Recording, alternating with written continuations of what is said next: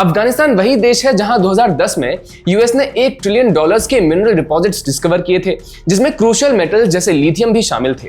आज वही देश भारत की कंपनीज को इनवाइट कर रहा है और कह रहा है कि आप आइए और यहाँ के रेयर अर्थ और क्रिटिकल मिनरल्स की माइनिंग अपॉर्चुनिटीज को एक्सप्लोर करिए। भारत के external affairs minister doctor S Jaishankar ने इस इनविटेशन की सराहना की और इसे आगे डिस्कस करने की इच्छा जताई। अब ये सिर्फ एक देश का दूसरे देश को माइनिंग के लिए इनविटेशन की तरह ना ही देखा जाए। ये एक इनविटेशन है भारत के लिए कई फ्रंट्स पर नए दरवाजे भी खोल देता है और जियोपॉलिटिकली भारत को रीजन में एक मजबूत पोजीशन दे देता है। अब किसी भी देश के लिए minerals economic growth, job creation और स्ट्रेटेजिक इंडिपेंडेंस देते हैं, जिसे चाइना ने इनको मोनोपोली बनाकर अपनी इकोनॉमी को बूस्ट किया। वही फायदा अफगानिस्तान के मिनरल से भारत को मिल सकता है। ये ना सिर्फ रेवेन्यू जनरेट करते हैं बल्कि फॉरेन पॉलिसी में लेवरेज भी देते हैं, क्योंकि दुनिया के बड़े प्लेयर जैसे यूएस, चाइना और यूरोप इनके पीछे लगे हुए हैं।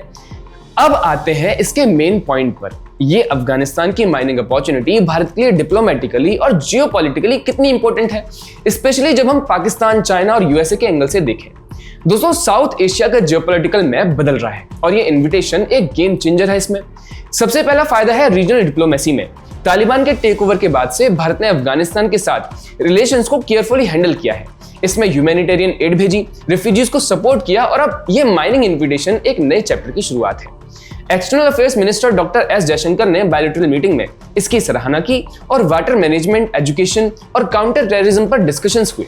ये दिखाता है कि भारत तालिबान गवर्नमेंट को प्रैग्मेटिकली एंगेज कर रहा है, बिना उन्हें ऑफिशियली रिकॉग्नाइज किए। इससे काबुल में भारत का इन्फ्लुएंस बढ़ेगा, जो हिस्टोरिकली पाकिस्तान के क्लोज रहा करता था।